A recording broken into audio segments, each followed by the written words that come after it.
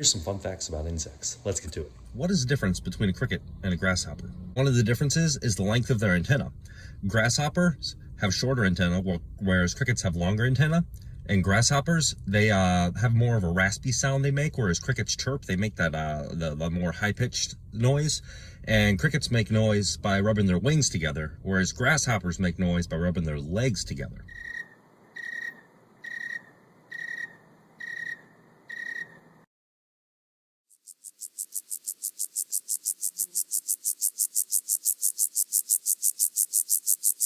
So, there's a couple differences between crickets and grasshoppers. 5 facts you might not know about the praying mantis. They're absolutely insane little creatures. Number 1, they're the only insect we know that can see in 3D.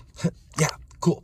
Number 2, some praying mantises can blend into their environment to attract their prey to themselves, and one of them is known as the orchid mantis, and it can actually attract insects to itself better than the actual orchid flower itself.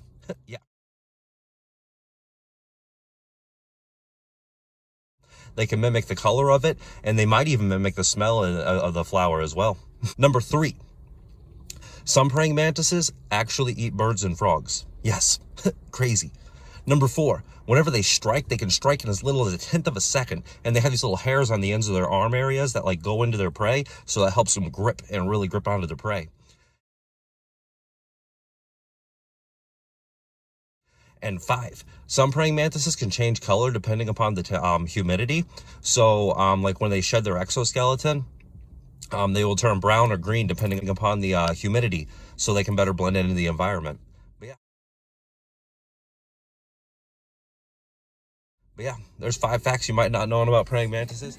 So how do insects survive in the winter? Well, you see, what some insects do is they can change the water inside of their body into a substance called glycerol, and it works as like an antifreeze. So that's how some insects can survive like the really harsh cold weather. Yeah, it's fascinating. Did you know that beetles have 2 pairs of wings? Yeah, here's 5 fun facts about beetles you might not know. Number 1 is they have 2 pairs of wings. One pair acts as like a shield on their back, and the other pair they use as flight. 2, there's a beetle known as the bombardier beetle. It can actually like spray this chemical substance out of its abdomen that like scares away predators. Yeah, really crazy. It even makes a popping noise when it sprays it out.